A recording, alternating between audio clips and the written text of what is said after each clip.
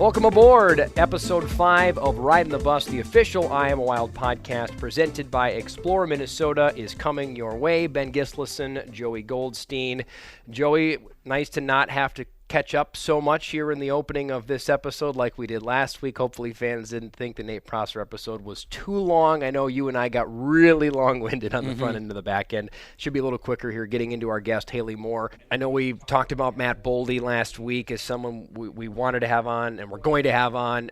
We are going to have to ask for some forgiveness on this one. We promised we weren't lying to you because we really, at the time, we had the interview scheduled. I ended up having to stay up in Minnesota a day later than I thought to do the stream for the 3-on-3 tournament, so that got in the way a little bit. But nonetheless, we've been waiting on this Hayley Moore interview, so we're excited that we got to do that this week. But for starters, obviously want to say hello. Things are casual today between you and I. We both had busy days, and for me, travel. For you, a nice nap that you had this afternoon coming in here. So, but we're looking forward to doing episode 5, and of course, presenting our fans with plenty more, not only from Hayley Moore and our guest, but talking about some updates too with the Iowa Wild and of course the Minnesota Wild. Free agencies happened. It's been a busy week with that last week. But what's going on today for you? Not a ton. Yeah, we hope. Yeah, last week's episode wasn't too long. It was your well thought out, in-depth Kardashian wrap-up had something to do with that for sure. I think that was about 23 minutes. Yeah, it was as long as the show was. That's thorough, right? That's thorough. Talked a little bit with some people in the office. They said they could see you sitting there taking notes throughout the episode. Everybody thinks you really enjoyed it, which I'm sure you did. But yeah, we hope you listened in and followed through the whole thing. It was a good episode. It's just longer than some of the usual ones. But yeah, I'm good today. Like the little jab that we both had busy days, and then I took a nap. So thanks for that. Appreciate that. It's half day Fridays for us here in the office. So I get the dog at daycare, so it's really my chance to just get caught up on some sleep. So it was nice. I enjoyed it. I woke up with a ridiculous text from you that I didn't know what it meant, so we had to talk that out when you got in about a hot dog eating contest, which maybe we'll get into down the line. I don't know, but yeah, other than that, we're golden. We're cooking. We got some exciting things happening in the coming weeks here with, getting ready for the schedule to be released and whatnot. So hopefully maybe next time we talk, maybe not till the time after that, we'll probably be able to dive into that and break things down a little bit for everybody. Exciting times for sure. I feel like the development camp up in St. Paul every year, and I haven't been here that long, but it does feel like that's going to be moving forward as the years compound here, hopefully with me in the Iowa Wild. That's kind of the kickoff point to where almost a halfway point. Some people will say that the 4th of July is really the halfway point, but I think for hockey, it feels like that mid-July. Chicago, I know, was doing development camps. I think Dallas had their development camps. So teams start to do it right around there. And to get back in the rink to see some of the players that, of course, we've gotten to know. Marco Rossi was there. Adam Bachman was there. The whole staff, the development coaches from Minnesota, the full Minnesota staff. As much as you love to get away when the season is done, there was a little bit of that itch now. I was driving back going, that was fun. It was great to be around the banter, getting jabbed and barbed at by all the guys again. You miss that. You don't get that as much, obviously, in May and June and in the opens of July. It's a good way to just dip your toes back into it. And, when the schedule does come out, that's like things ramp up. That's when things become real and you kind of really start, pedal to the floor, really start going. And then it dies down a little bit. And then all of a sudden training camps here up in Minnesota, and that's really when like your season is here, is when training camp kicks off. So exciting stuff for sure.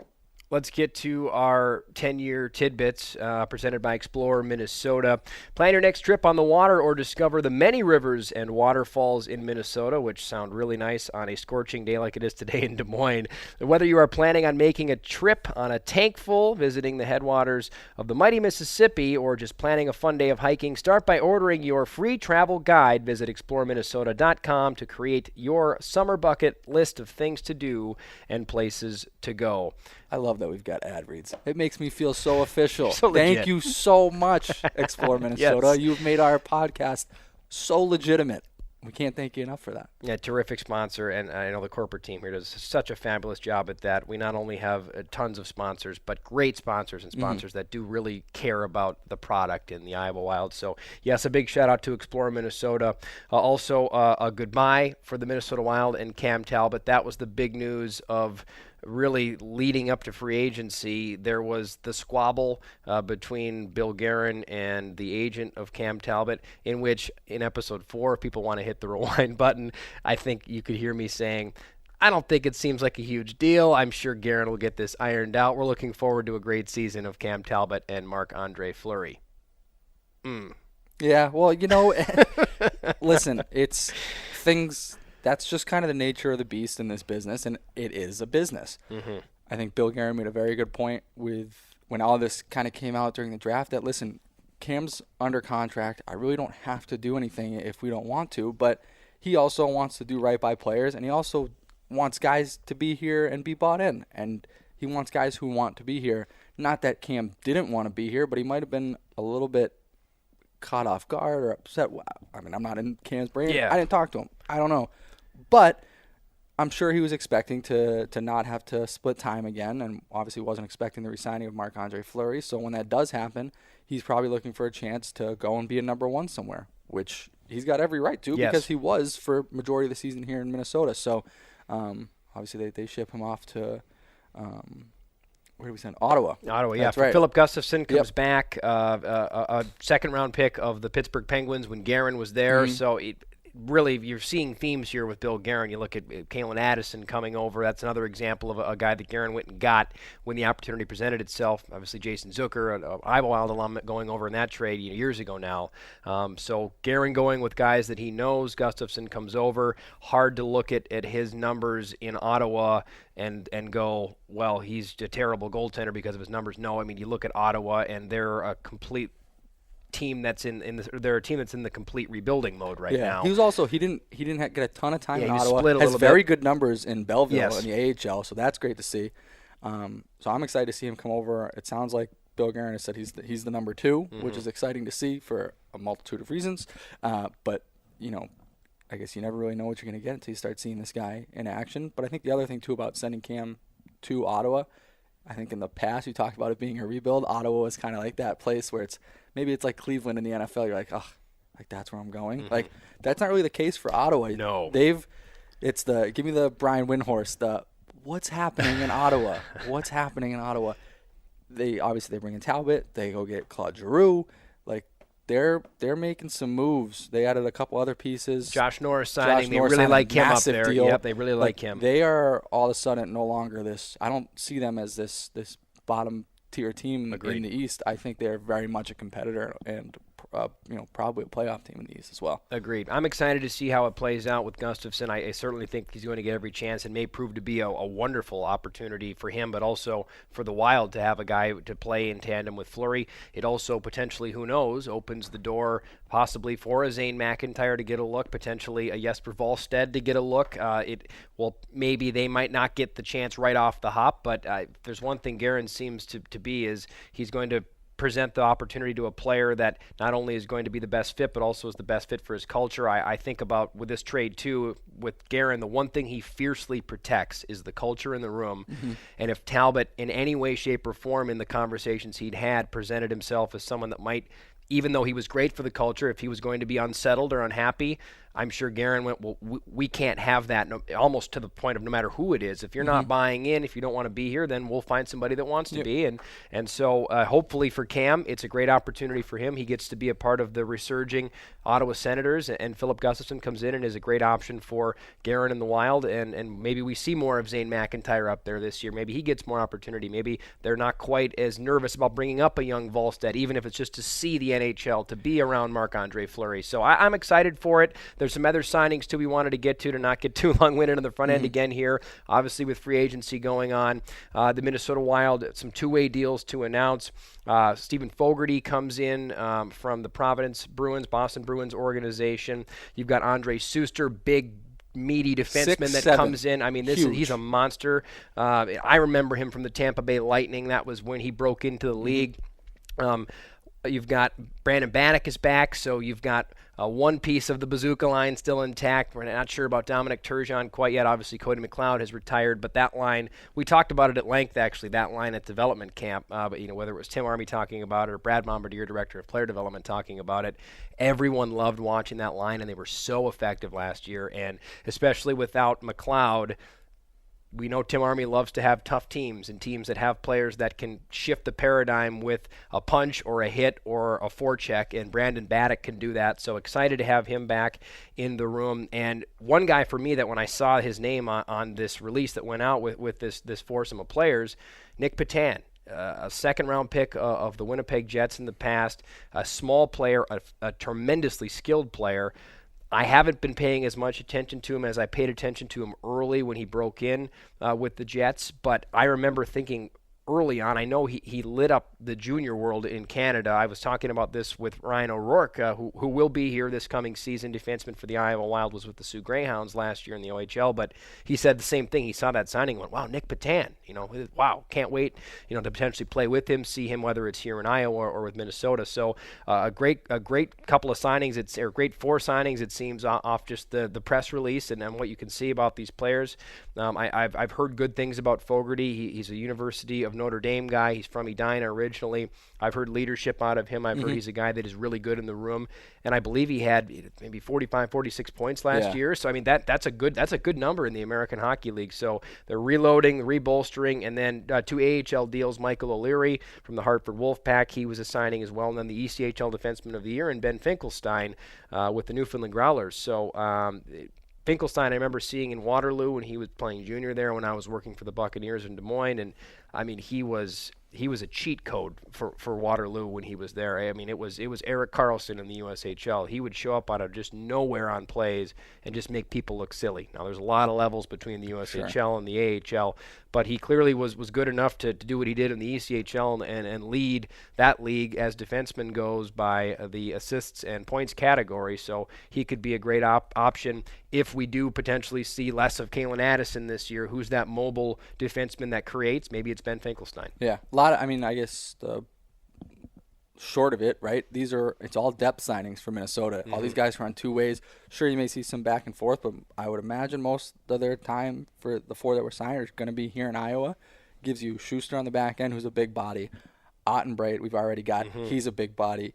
Then you had Dakota Mermis, who is your favorite because he plays like he has a big body. Not that he's small, but he's got plays that bigger, fuse, which is your favorite thing. So you got guys who play big on the back end, which is important. You get some depth up front as well, filling some of those veteran roles with guys who are currently, restricted free agents or unrestricted. Don't forget free Joe agents. Hicketts too. We cannot forget Joe Hicketts. I'm not forgetting Joe Hicketts. I'm just thinking more. He's one guy that if he won't listen to this, but if you ever heard this, he didn't bring me up. We would hear from him if yes. No. We want to get Joe Hicketts on here too. Of course. So, apologies to Joe. Yes, but.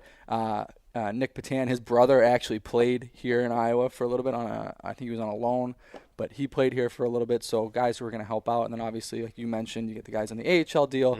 Finkelstein is one who intrigues me probably the most, just simply because of the numbers that he's put up. I know looking back and seeing when we announced a signing or as the signings were coming out, people talking on Twitter and whatnot. And all the people for the Growlers, where he played last year, were very upset that he wasn't coming back. The teams who played the Growlers could not have been happier because they didn't have to go against him anymore. He was that dominant in their games, and people hated playing against him because of the numbers that he put up. So I'm glad to have that guy on our side. And like you said, it's someone who could be depth for the Wild if a guy like Kalen Addison spends some time in Minnesota, or if guys go down with injury, which happens every year. So always got to be prepared. Some other guys that might be filling out the roster, again, unconfirmed yet, but plans are being made where it seems like we will see Damon Hunt this season. We will see Ryan O'Rourke this season. They were here during the COVID-shortened season. Hunt was a before and after player because the WHL, where he played in Moose Jaw, did play during 2020, 2021. The OHL, where Ryan O'Rourke played, did not. So he was here the full year. Got to see a steady dosage of both of those guys, and I know that Minnesota is excited about their development. So they'll likely be here. You've also potentially got a Sam Henches coming in. He was a 7th-round pick of Minnesota in years past out of St. Cloud State University. And it does look like Jesper Wallstedt is going to be here. First-round pick that Bill Guerin traded up to get, so that says enough about what Minnesota hopes for this goaltending prospect. He was at development camp that I got to be at this week up in St. Paul, and first and foremost, seems like a wonderful young man. Was really talking to him, you could sense that every word he says, he's very pragmatic. He thinks through how he responds, something I don't always do that well. But he thinks through every response, and was very polite, very courteous, and seemed like just the fiercest of competitor. We had a chance to sit down and talk to him on camera a little bit, and then I asked him, what's one word to describe Jesper Wallstedt? And he said, I hate losing. He said, I'm competitor was the first word he said, and he said, I hate losing, and he got really kind of tense about it, just talking about it. So this guy is a competitor. All signs point to him potentially being a world-class goaltender in the National Hockey League, and it seems like, looking at the depth chart, with Fleury, Gustafsson, McIntyre at the start might be a little bit higher on the depth chart than him, only because he's proven he can play in the NHL. On a spell, he's been a great AHL goalie, but Wallstedt, it seems like, might be here, which is great for us. And there is one thing to note with that, too. Goaltenders, especially when they're young, when they're coming over from Europe, you play on the bigger ice surface. It is a massive adjustment playing in North America because the rink is smaller, the angles are different. Through San Jose, even in Worcester, just seeing other teams, goalies who come in from overseas, there's an adjustment period and understanding, how does the puck come off the end wall, following different angles from guys on the rush. Like it's a little adjustment. Now he's supposed to be this world-class goalie, like you said, so maybe that learning curve's a little bit quicker, but I don't want, you got to temper expectations to some degree. You don't want people to come in and think he's going to be this Vezina caliber goalie right off the bat. That's very likely not going to be the case, but he should be a very good option for us. I love the fact that he's a competitor and he loves to win, because Zane also has that same fire in him, and so I think those guys are going to gel great together. Zane's a great person to learn from. He's been around for a very long time in the pro hockey scene, so the two of them, I'm excited to have them be our two guys for this year. And just get me to October, man. Just get me to October. Good. I brought back the itch from St. Paul with me. I can sense it here. It's cool. I mean, you mentioned some of those other names too. I know I followed from, obviously I wasn't up there like you were, but I followed on Twitter. It sounded like, I know Carson Lambos may not be somebody that we see just yet. Probably not yet.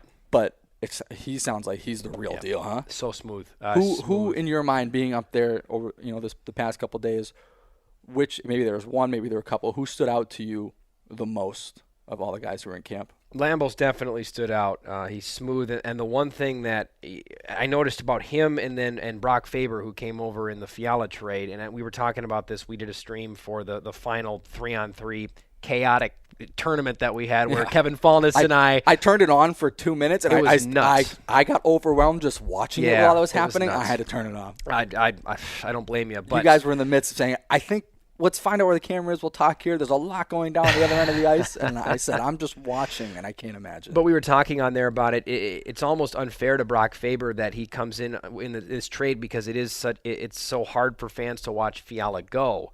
But Faber is no slouch. Yes, he probably won't be an instant impact type player. He will probably go back to the University of Minnesota, where he was the defensive player of the year in the Big Ten last year. But him and Lambos, watching them play, the one thing I noticed about these guys, and they're both very heralded for their puck moving ability, but also the way they defend. But boy, I'm not sure I saw Faber look down at the ice once. When a puck on his stick, it was catch, pass, catch, just stick. Comfortable. Oh my gosh! And not that obviously there's not a lot of players at this level, but the prospect-wise that are staring down on their feet. But I mean, even pucks in his skates, he'd kick them out, and he was just always scanning, and Lambos was very similar like that. On the back end, those were the two guys that really jumped out at me. I did think O'Rourke and Hunt had very good camps, and I know that the staff agreed on that. They really liked the way those guys have developed since they saw them last year at the development camp.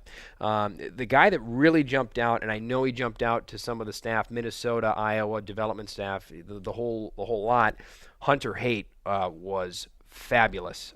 This guy had two beautiful goals in the championship 3-on-3 game, which was about the best call I got to give, because it was the only time there was one game Central going focus, on. He scored both goals in the win.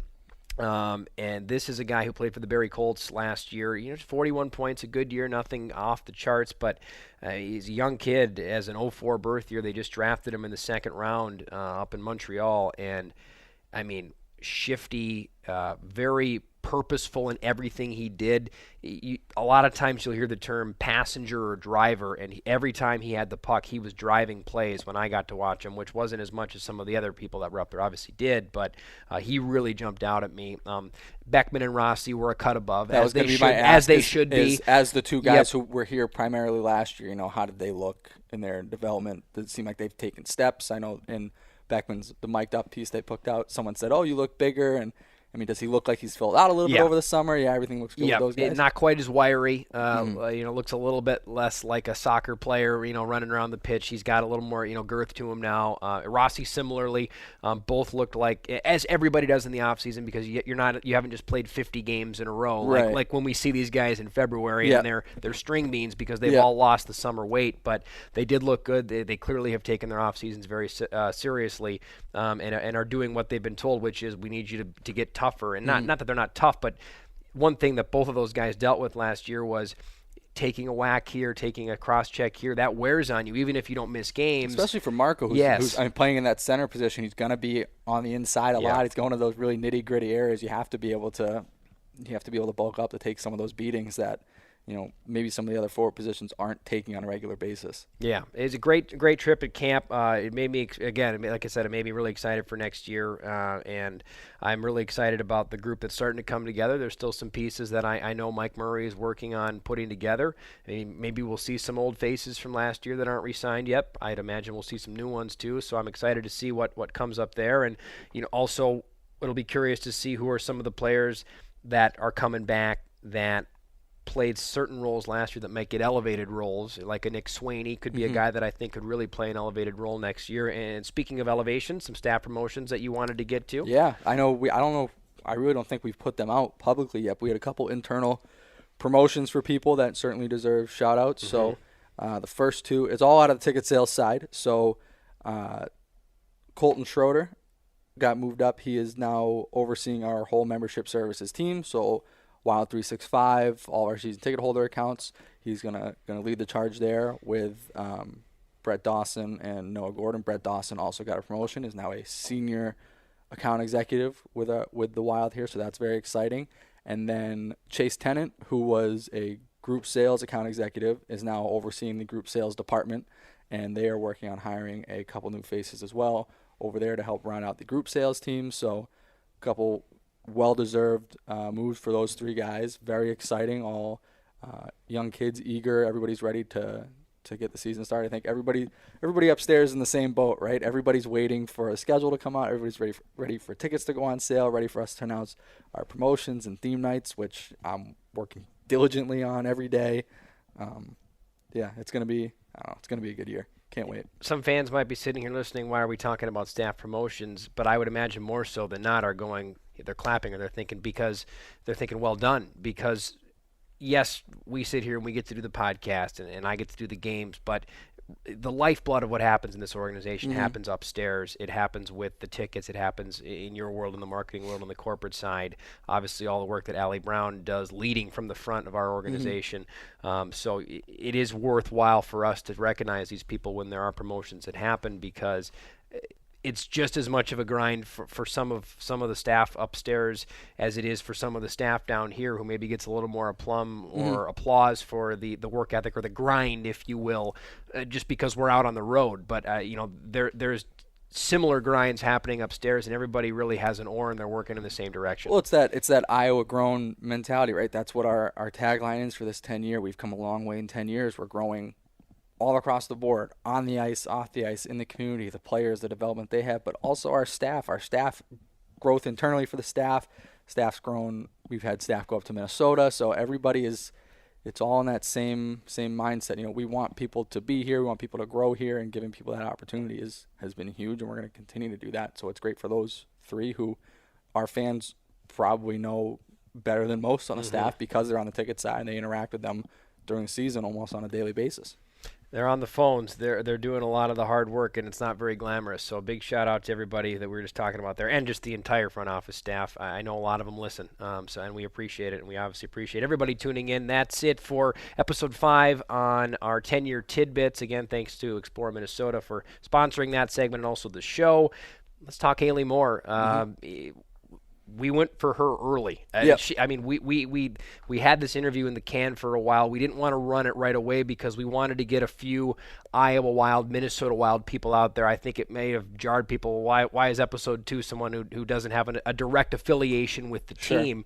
But we walked away from the interview and went, boy, that was a great, I think it was 30, 40 minutes with Hayley, and just a fascinating, hockey executive and has such a great journey. And we got into her career. We got into not only the playing side of her career. I thought one of the best bus stories, that opening question that we ask everybody, I think she still to this point has had one of the best, has had one of, if not the best, bus story. Hers or Stalock's to me were the two best that we've heard so far, and we're not going to spoil it.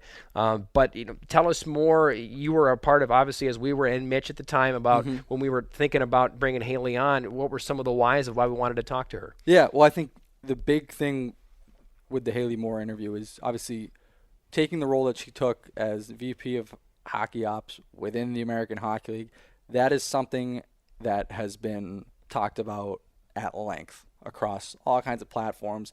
And I think bringing her on, you want to talk about that a little bit, but the whole point of why we're doing this is to really get to know people a little bit more, not just talk about their jobs or the way that they play on the ice. Like, we want to get more in depth with that kind of stuff. And I think we did that with Hayley, talking about things that make her tick, her time playing for Digit Murphy, how she really went from player to management, and some of the stories she had about having to dress and sign like a one-day PTO to play and playing very limited minutes. Her love for running marathons, which I still think is a crazy person thing to enjoy doing, but she loves it. She seems to be in the perfect role for herself, and she's doing a great job with it. It was cool to hear. I know you asked her a little bit about the officiating side of things, some of the calls, some of the things that have been a little bit more prevalent in the game as of late, to hear her thoughts on that and where the direction of things are going. So I think people are going to love it, and I don't want to spoil too much of it, so maybe we just kick it right over now. Yeah, that's it. That's period one. Let's get on to period two. So all aboard as we go more in-depth with VP of Hockey Operations of the American Hockey League, Hayley Moore. Welcome back to period two of this special episode of Ridin the Bus, the official podcast of the Iowa Wild. Today we have a very special guest joining us all the way from Chicago currently, but she spends most of her time in Springfield, Massachusetts, working for the American Hockey League as the Vice President of Hockey Operations. We have Hayley Moore with us. Hayley, welcome, and thanks for joining us. Thank you guys for having me. It's great to be here. Awesome. So first question we always ask everybody is Ridin the Bus. So with that, we want to get some of your best stories. You've played, you've coached, you've been a GM, you've pretty much held every position on the hockey ops side that you can. Can you give us some insight? Any great stories, bus etiquette maybe, things that you've come across in your time traveling for hockey? Yeah, that's such a great question. Obviously spent a lot of time on the bus over the years, and I think with this question, all of the horror stories are the first things that kind of pop into my mind. Obviously there's always the karaoke on the bus and all those good times, but my probably most memorable bus experience was my sophomore year at Brown. We were at St. Lawrence, which is about a 7 to 8 hour drive, and we lost in the ECAC championship game to Harvard, but at St. Lawrence. And we got about 30 minutes into our drive home. Our season is over. We missed the NCAA tournament by one spot by losing that game. And our bus broke down. And not only did it break down, we were on the side of the road for 7 hours. Oh my God. So our season ended, our bus broke down. We had to wait for a new bus to drive out from Rhode Island to come pick us up. And it was the icing on the cake at that point. I don't think you could get much worse of an ending to your season than that. So it was a memorable experience, but we tried to make the most of it and enjoy each other's company. And I think a few people missed their exams the next day, so that was the silver lining.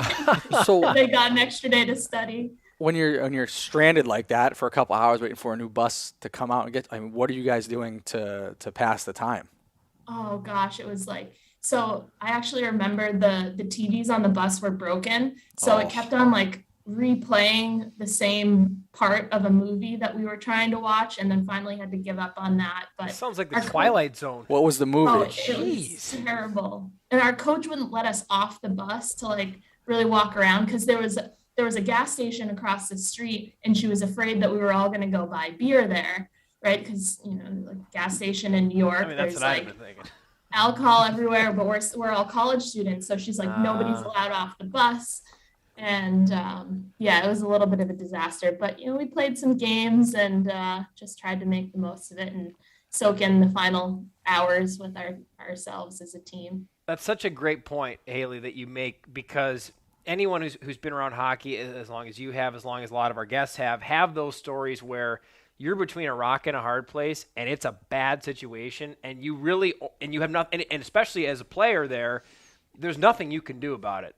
Now the team services guy is having an absolute nightmare scenario in that situation, I can tell you that. But for the players, you do just have to take what you can and make the most out of it, because sitting there and being a curmudgeon for 7 hours, it's only going to make it worse, right?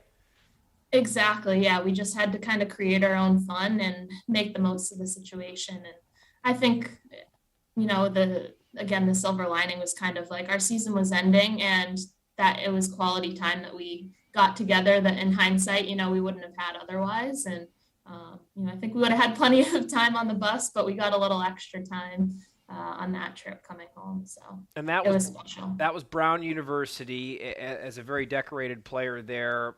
I'm curious because, as we alluded to, you really have spent time in so many of the different professions that there are to be had for people that want to move into the front office side of hockey. Did you know at the time when you were playing that you wanted this path, or was this more of it sort of just came to be as dominoes started falling once you got outside of your playing career? Yeah, I wasn't somebody who knew early on what I wanted to do when I stopped playing. I would say I was a bit naive when I was in college, and I was so focused on my playing career and so passionate about it. My goal was to make the Olympics. I was very in the moment and just trying to serve my team. And I kind of always told myself that there was going to be kind of a playing career path for me once college hockey ended. And there really wasn't a whole lot, which is kind of how my career, transitioned once I did have to hang up the skates. But I didn't know until after I was done playing how I was going to kind of keep hockey in my life. And that's because for so long, I only saw playing as, my path. And it took a little bit of time to get there. And I think that's a big part, Hayley, about, a lot of people that play, you get so involved in everything that you do, and it's such a big part of your life that it's hard to even think about doing something else. And part of your job now with the league is to help some of those players that maybe don't know what they want to do next on the officiating side. You oversee that process for the American Hockey League. What's that been like? What's the training process like in getting some former players? I know we've had Justin Kia and Jordan Samuels-Thomas through Iowa and a bunch of others that played at some level and are now looking to transition into something else. What is that process like for you, starting at the recruitment stage and maybe to the training phase and then the execution of it all? Yeah, it's been really eye-opening for me to just see the career path and as a great way for people to stay involved in the game, on the ice. And it's something that I wish I knew more about as a player. And it's been really rewarding for me to be able to kind of work in this space. It's you get the fulfillment of really kind of coaching and mentoring, but also being able to have an impact on the game and see their growth and development. But it's an area where things are constantly evolving too. And that's a challenge, but it's an exciting one that, kind of day to day, we look to spread awareness to the career path and hopefully, the more eyes we get on the opportunity there, the more great qualified and officials we're going to continue to attract. So I think it's a really exciting space to be working in, and it's one of the most rewarding parts of the job that I've stepped into here. And when you were in Des Moines this past season, you mentioned to me that the development process for officials at the American Hockey League level is not unsimilar or dissimilar from the development process for players.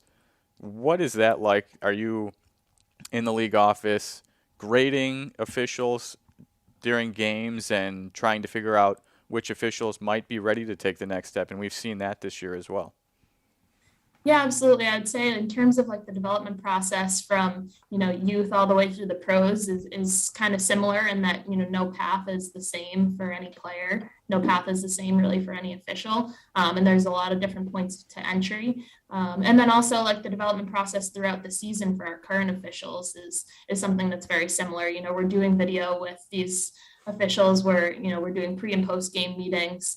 We're constantly looking to provide feedback, provide supervision, get as many eyes and conversations with these officials as possible. And then we do preseason training camps and all those sorts of things. So it's very much a job for them, and it's a lifestyle that they buy into, and they live and breathe it every single day.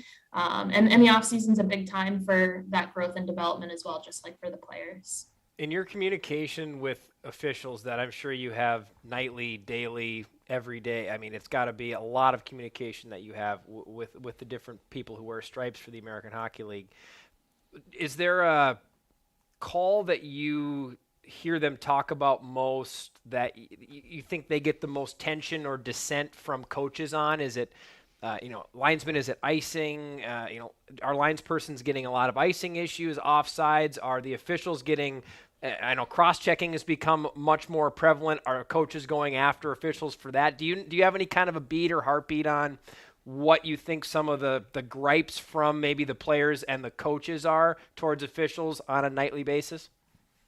Yeah, I think it definitely kind of ebbs and flows depending on what point of the season we're at too. I would say, the cross-checking standard is something that everyone really kind of embraced right from the start of the season. And as soon as coaches, teams, players knew that standard was changing, it was like immediately they wanted it addressed that way. So it wasn't really resisting the change. It was wanting it enforced and making sure, isn't this a cross-check with our new cross-checking standard kind of thing? So that sort of question coming from teams, players, coaches, just wanting to understand the new enforcement. And I think that's typically where questions come in the most, is when there is like kind of a change in enforcement of a rule. Obviously video review and those sorts of things come up quite often throughout the season. Too many men has been kind of a hot topic throughout playoffs as things get a little bit more competitive here. And then I would say checks to the head in general are something that like our teams don't necessarily all have kind of a clear definition on what is classified as a check to the head or not. And that's something that we are constantly evaluating and discussing with our officials as well. So obviously camera angles and things like that help give us more information on those types of hits, but something that's relatively newer in the game in terms of rules, and so naturally just going to be a point of conversation among everyone. I promise I'm not going to pick your brain about rules and regulations and officiating for the entirety of our time together, because I do want to get into more than this, and I know you have a litany of other things that I think are a terrific part of who you are as a hockey operations person and as a part of our game. But I'm curious because, again, you're someone you're in these closed-door meetings. You're on the forefront of a lot of how do we progress the game forward? How do we progress officiating to make our game faster, to make our game cleaner, to make our game more fun, but also safer too? What do you know, and what can you share with us? Because I'm sure there's a lot you can't share with us, but what do you know about where you think maybe the game's heading? Are there things that you're excited about that you think the officiating, there might be some changes like the cross-checking rule that you think will help grow this game and make it an even safer and faster sport than what we're already seeing? Because it clearly is, I think, at this time, the safest and the fastest it's ever been, but I know that there's more that needs to happen to get this game where I think everybody wants to get it to. Yeah, I think that's the constant challenge. It's a balancing act, right? Of trying to let this game continue to get, faster, more skilled, and while keeping it just as safe or if not like the most safe it's ever been. And one of the biggest challenges in my position is kind of managing the different perspectives and personalities on that. So it's going to be a big point of conversation in our off-season meetings among our competition committee this summer. And I think that we're all, striving for the same thing. Just people have different opinions on what that looks like and how to get there. We want to keep the game fast. Everyone wants to see, more goals, more excitement. But at the same time, keeping things safe. And you see a lot of conflicting opinions in terms of what that will look like. And, we obviously keep close touch with the NHL and their standards on things. So they're a big part of those conversations, and it just kind of trickles down from there. So definitely an evolution, but I think that, like you said, the game is as safe and fast as it's ever been. And we want to try to maintain that while, maintaining the integrity as well. I know at some point, me and Mitch have some, questions about playing at Brown, but before you get into college and all that, you grew up outside of Boston. So for you, growing up playing the game, who were the people that you admired? Who were the professionals that you admired, whether they were Bruins of the 90s or, members of that 1998 Women's Olympic team, who was such a huge inspiration for the boom of women's hockey kind of around the country. But who kind of had the biggest impact on you and your career? Definitely all of those. The 98 Olympic team was a huge influence on me. I grew up actually going to Brown women's hockey games as well. There weren't a ton of college women's programs in the area. My parents would drive me down there and see those games, but Bruins of the 90s as well. I was convinced I was playing for the Bruins when I got older. So, that there had a big influence on me as well. Sergei Samsonov was my favorite player. I had posters of him all over my walls. My brother had those ones. I had the Joe Thornton pictures. My brother had Sergei Samsonov. That was the kind of the way we grew up with Spinorama, it. man. Spinorama, Samsonov, Spinorama. Who could forget that? Guy could fly. Oh, he was fast. Yeah, that's awesome. Then how do you make the transition into playing? Was it something that you did from a young age, or was it something that was inspired from those moments watching Bruins teams and watching women's hockey at Brown? Yeah, I started pretty early. I have an older brother who was playing hockey, and so for my 4th birthday, my parents asked me what I wanted. I told them I wanted hockey equipment, and Nice. Luckily, that's what I got for my 4th birthday. And when I started playing, and never looked back. So you said you had grown up going to watch hockey games at Brown. So as you're going through the selection process of where you wanted to play college hockey, was Brown always at the top of the list? Were there other schools in the mix? How did you end up settling on Brown as your school? Yeah, it was always at the top of my list, even though I didn't really know much about it. I just knew that's where I could go watch women's college games. And then as I got older and got into high school and learned about everything that the school had to offer, I realized that it was a good school to have at the top of my list. They had a successful hockey program. They had a veteran coach there. It was the first time I ever had a female coach. Actually, was in college, and obviously great education. And I knew that my playing career wasn't going to last forever, although I hoped it would.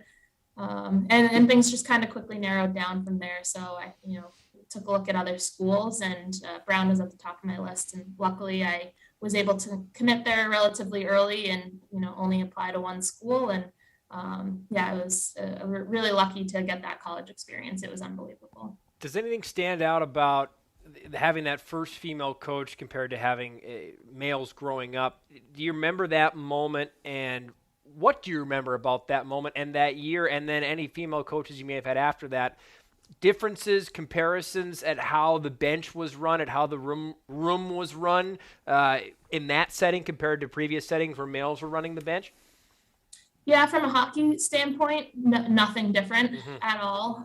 Just from a standpoint of me being a young female in the locker room and having a strong female head coach and her kind of empowering us, not just in hockey, but in life. I think that was really the biggest takeaway for me, was how strongly she advocated for us, for herself, and for our team. Things like getting equal opportunity on campus and across the league and things like that. And that was really my first kind of glimpse into it. But from a hockey standpoint, there really was no difference between having a male and female coach. It was just really eye-opening to see how passionate she was in empowering us in our lives beyond the rink. So that was my biggest takeaway from that experience. And for those who don't know, your college head coach at Brown was Digit Murphy, who is a legend in her own right. Do you have any specific memories or stories that stand out to you when you look back on your time at Brown with her? Oh gosh, so many stories. But the funny thing with Digit is that she didn't bring a stick on the ice for practice, which was always so strange to me. So like anytime she wanted to demonstrate something, she would steal a stick from somebody. And I don't know why that's the first thing that kind of popped into my head, but it was just so unconventional and strange to me. But she was a very tough coach. There's plenty of stories about what would happen when we lost a game, and she definitely believed in skating us hard and deterring us in that fashion. And it was something that our team really rallied around, and it really created a strong bond between us as players to kind of work through that adversity together. And she taught us a lot of accountability and just building character. So I like to, I know it's crazy, but run marathons for fun now. And I always tell myself that I can survive them because I survived, all of the skating that she put us through in college. So mentally, I think she's made me and all my teammates really tough. What was the last marathon that you ran? I ran Boston, and I've run Boston 4 times, but Wow. Most recently it was Boston, and I've applied for Chicago for 2022, so hoping to get into that. Are your times getting better as you've gone along each time you've run?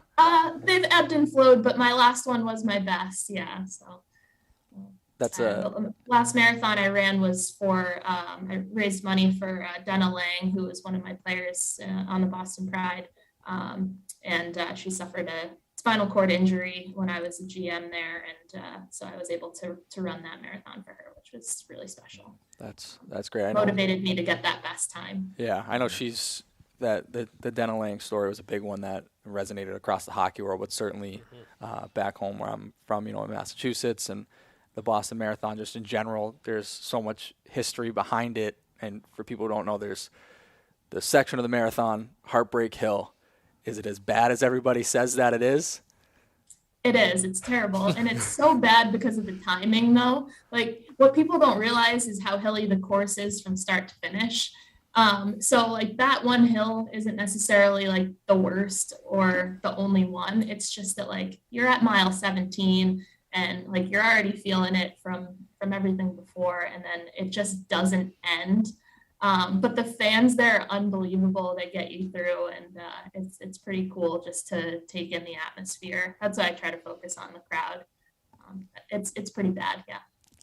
Do you think in those moments, can you hear Coach Murphy in your head at any point when you're just like, I am on this heartbreak hill and this is miserable? Do you think at any point you're hearing something like, no, you still got to go, whatever her mantra was when you were playing for the Brown Bears? 100%. I can see myself hunched over on the goal line with her and the whistle on, in her mouth, just waiting for the whistle to go again when I haven't rested enough and recovered. Like I have flashes of that when I'm running a marathon. And someone else's stick. Yeah. And Exactly. Someone skating without a stick because she's holding crazy. on the stick. Well, That's at a that great point, story. I'm like, can you carry this for me? Take my stick, Coach. Coach, take my stick. Oh, that's terrific.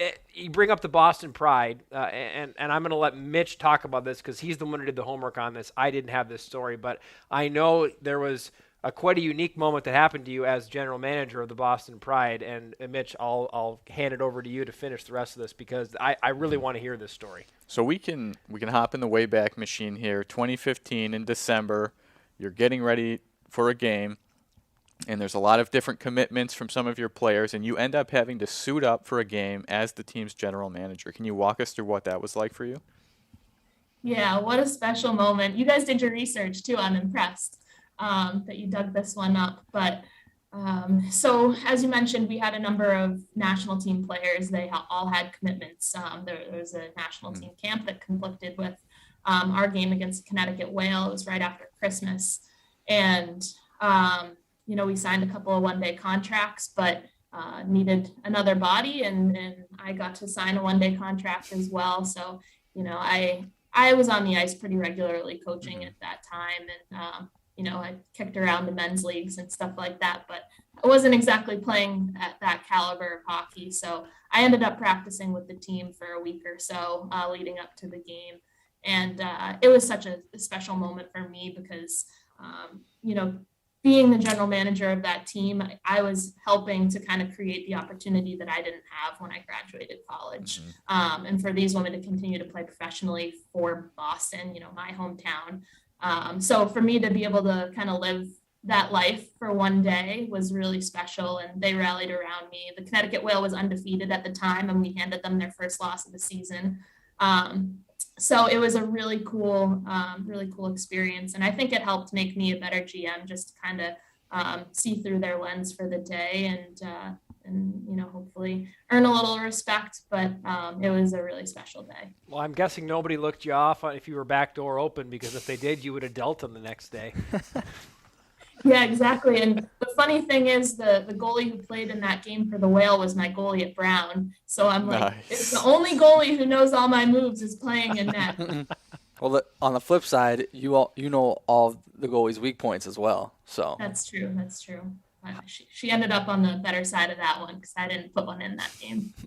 How, looking back at the Pride, how did you make that transition to jumping into a general manager role? Like, how did that come about, and what were your thoughts initially when that title presented itself to you? Yeah, so I knew relatively quickly in my coaching career that I didn't want to be coaching forever.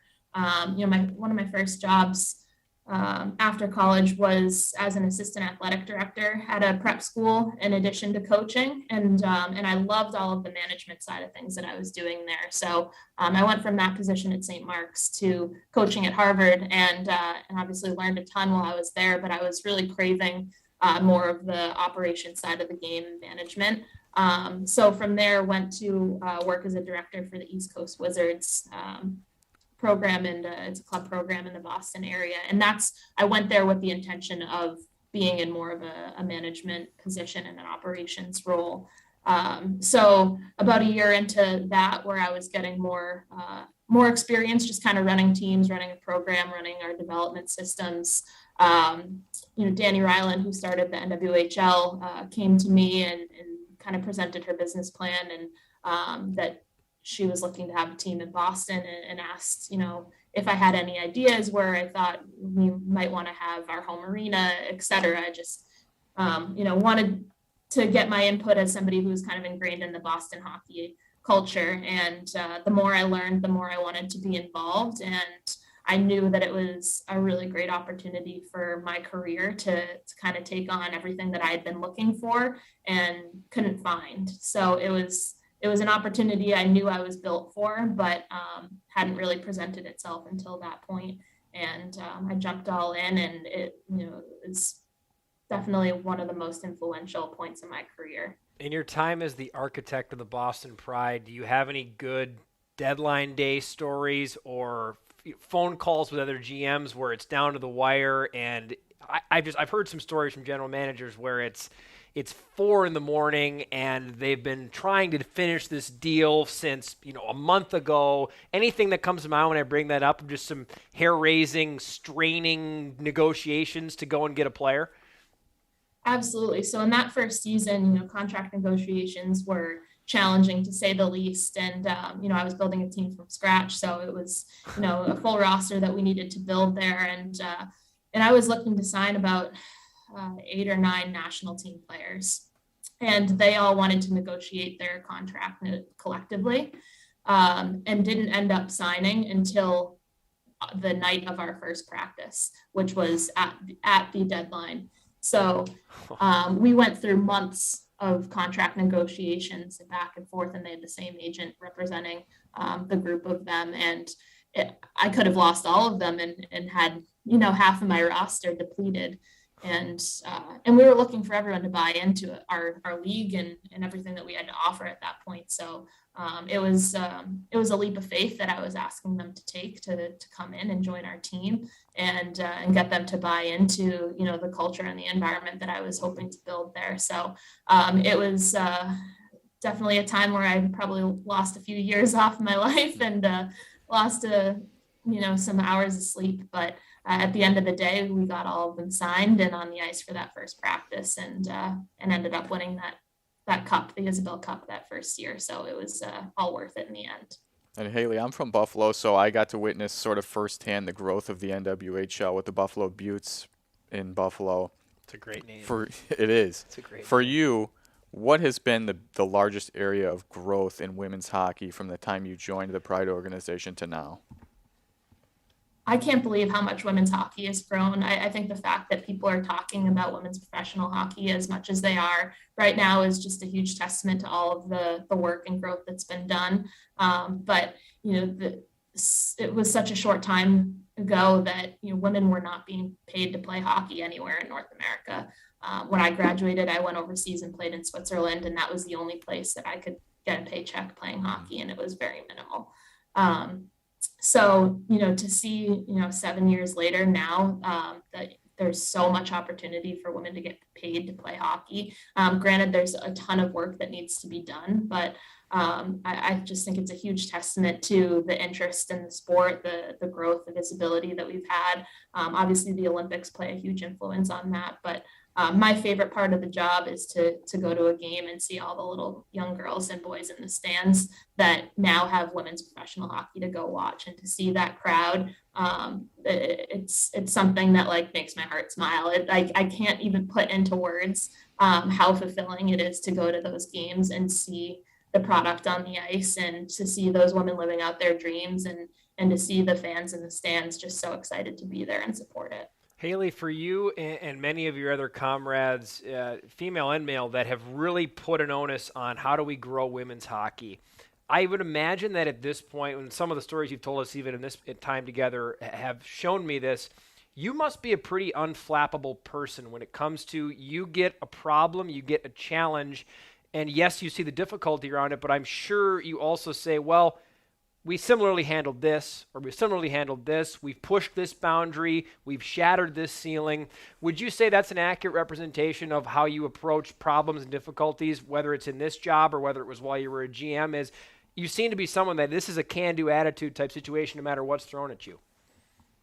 Yeah, I think that I've just kind of learned that nothing comes easily, and just with a little bit of teamwork and hard work and resiliency, that's what's going to get you to where you want to be. So I just have been in environments where nothing is going to go according to plan, and that's okay. And I think that that's just helped make me individually really flexible and within a team. And so obviously kind of stepping into this role during the pandemic, that kind of suited me well, and just being able to learn to face those challenges and the adversity and find some solutions. But in general, I would say I'm a pretty solutions oriented person. That's something that I kind of thrive off of. I love, facing a challenge and then finding a way collectively as a group to make things better. And that's, what I hope to do in my current position, and hope that, whenever I do leave it, I'm leaving it in a better place than I found it.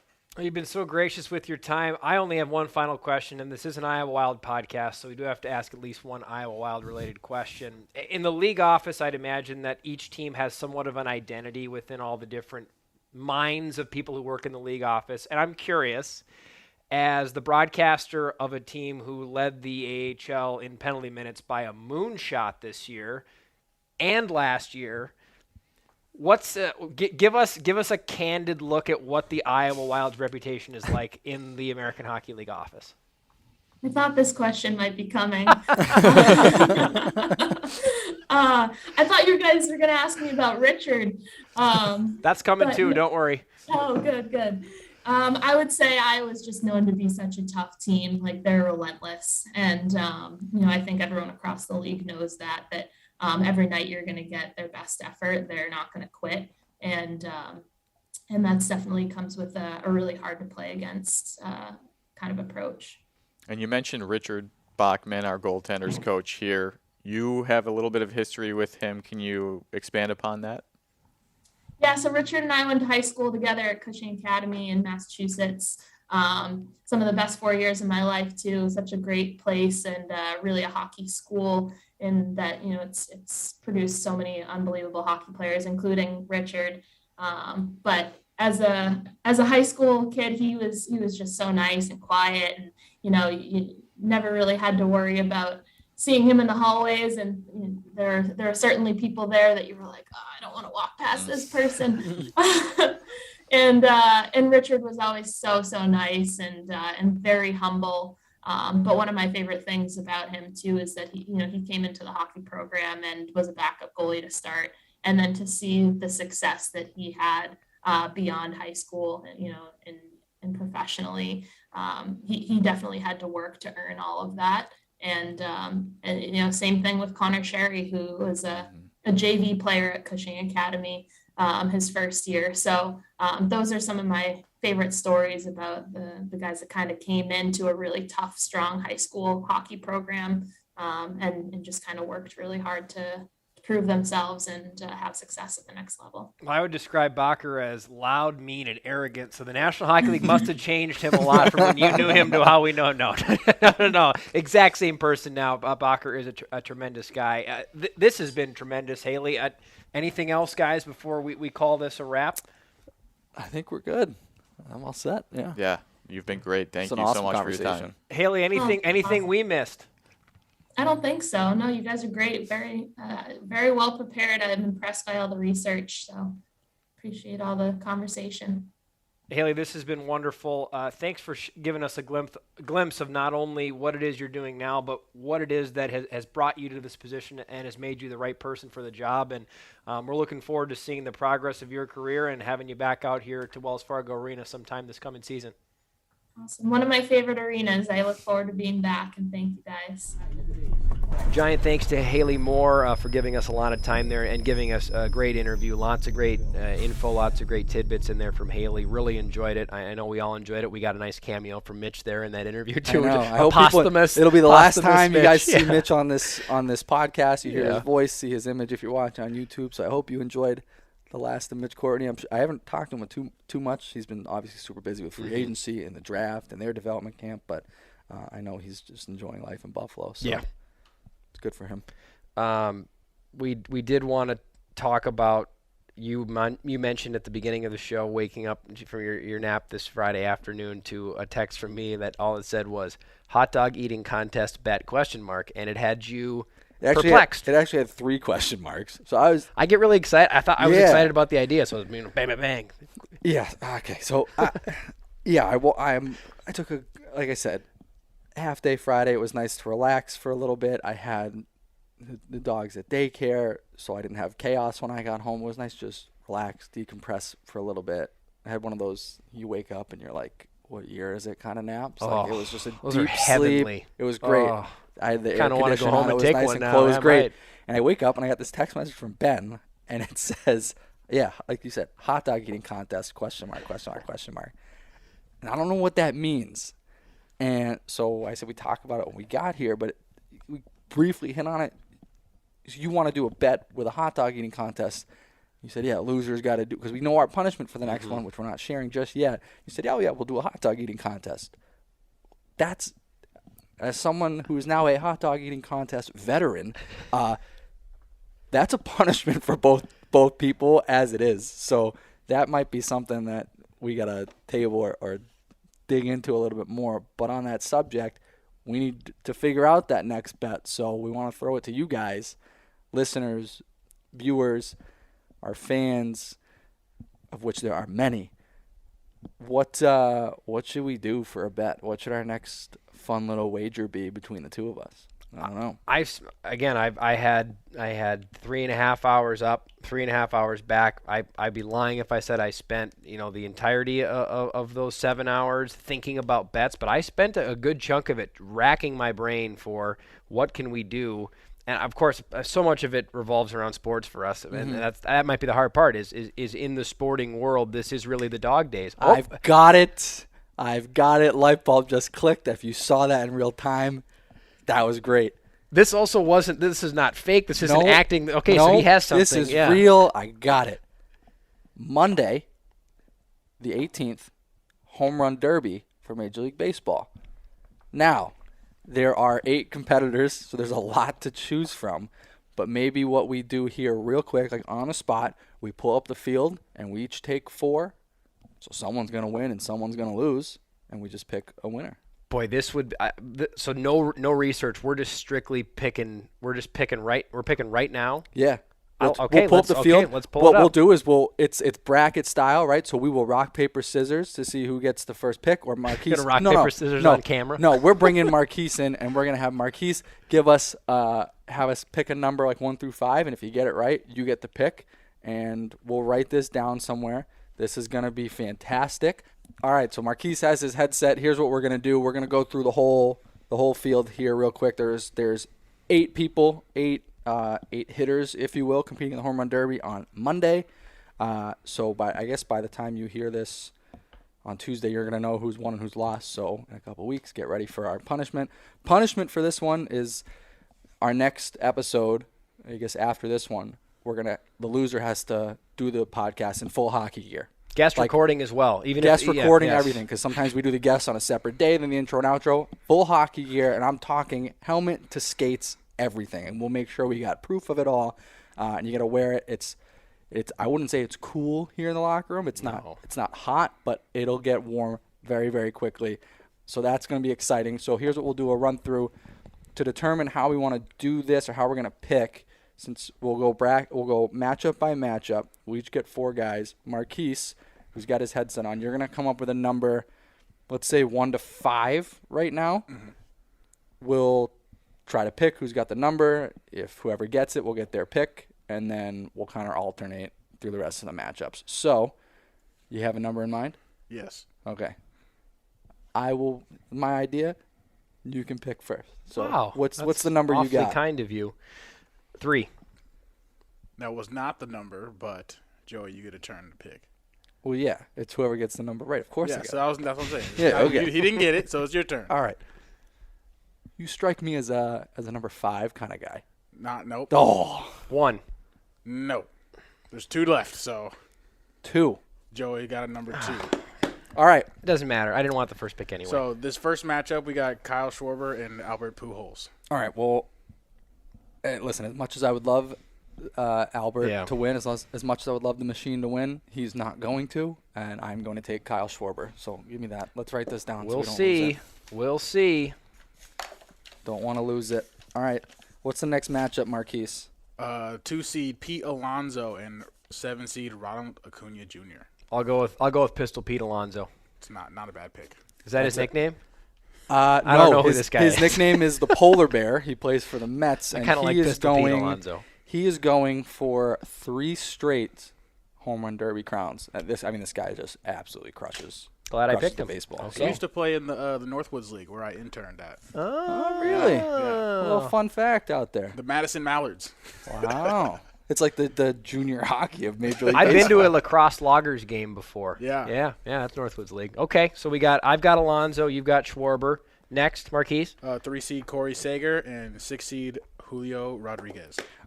I'm going to go with the underdog here. I love like the that. kid, Julio Rodriguez, Seattle Mariners. As of right now, probably the front runner to win AL Rookie of the Year, so I'm here for Julio Rodriguez. I like how for your picks, you can tell us all these information. For me, I just come up with some stupid nickname and say, yeah, I'm going to go with that guy. Well, it's one of those, hey, we're in the middle of the dog days of summer, and the only thing on right now sports-wise is baseball. So when you flip on ESPN, I got to watch SportsCenter in the morning. That's what I do when I get ready to come to work. It's just baseball highlights, and these are the names that I hear all the time. So, yeah. What's the next one? All right. The last matchup is 4 seed Juan Soto and 5 seed Jose Ramirez. I'm going to go with – I like that you went with the underdog, Joey. I'm going to do the same. What's Ramirez's first name? Jose Ramirez. All First right. ever, No way Jose is Soto beating Ramirez. Again, just come up with stupid nicknames. Yeah, hey, I'm here for it. Stupid plays on words. This was as fair as we could make the picks. I love my picks. Hey, he has the first time ever appearance in the home run derby of a Cleveland Guardian. So yeah, this is true. Juan Soto He's got a lot at stake. Juan Soto's another guy though who absolutely hits bombs. So here's what we got. We got 4 hitters on each side. Somebody's gonna win. Somebody is gonna lose. So we're gonna have a podcast in full gear. Are we not going to finish the derby and pick a winner? It's just the first round. It's one of those 8 guys. Oh, I see. There's four. So okay. I've got Kyle Schwarber, Ronald Acuna, Julio Rodriguez, Juan Soto. Those are my 4 hitters. I don't think any of them are on the same side of the bracket. They are going to be on the same side of the bracket. Whatever. Yeah, doesn't matter. You've got Pujols, Alonso, Seager, and Ramirez. So the winner of the derby does not have to have their host dressed in full hockey gear for our next episode and recording. I'm excited for this one. For coming up with this quite literally on the spot, I really think it came together well. Yeah. Props to you. Yeah. Yeah. I like Kudos. the home run. It is fun. Yeah. Home run derby is pretty fun. I enjoy watching it. Baseball can be. I love baseball. I grew up playing. Baseball can be kind of slow and it can be boring at times. But who doesn't love watching guys just launch home runs 450 feet, 475 feet? And it's a home run derby. They juice the balls up a little bit. And it's in L.A. You're basically in Hollywood. It's gonna be a night on Monday. So I'm excited. It you know what is exciting too for me is this bet will now I will watch this. I probably wouldn't have watched it previously, but now knowing that I have so much on the line, I will probably watch this. And everybody listening to this is hearing it the day after the home run derby. So they're laughing airs. right now. So you're probably laughing at us. Pete Alonso, this guy. He said, Pete Alonso hits bombs. Watch him. He may not hit many. You never know. He may set a record. I like this. I like. All right. Yep. And we got to have Marquise put the headset on too, which is great. We'll get that more often now. Yeah, I like it. We'll have to find ways to get producer Marquise worked in. I like it. We're not going to tease, as we get to the end of our episode here, we're not going to tease a guest for next week because we've learned our lesson. We don't like apologizing to our fans. We'll have a guest. We do have guest options for the coming week, but we're not going to tease in case things change, schedules change. So we're not going to tease who the guest is, but per usual, a big thank you to Jeremy Core and Executive Podcast Solutions for doing all the back channel work and making sure that we can be heard, we can be seen. So thanks to Jeremy. And, of course, Explore Minnesota for presenting the show, to Marquise for not only editing the show, but being now able to count to 5. That, too, yeah. Yes. Good for you. Yeah. Yep. But, joining as one of our co-hosts this week, always good to have a third voice in here. And of course, to you and to Hayley Moore. That was the biggest thank you there for that time. A great episode. Final thoughts, Joey, before we put a pin in episode 5. I hope whenever we take our next bus ride, we don't run into the same issues that Hayley did and have the breakdown happen. Yeah. It was so funny when she goes, I think you can probably see it if you watch the YouTube, you can see my face when she says our coach didn't let us off the bus. I was aghast by that. I'm like, she made you stay on the bus for the whole time? All of it was great. Thanks to Hayley Moore and for everybody that made this podcast possible. Thanks to Joey. Thanks to all of our listeners for tuning in. This has been episode 5 of Ridin the Bus, the official Iowa Wild podcast presented by Explore Minnesota. As always, why don't you finish this one off, partner? 2 honks for the win. Give it to me. And thanks for listening.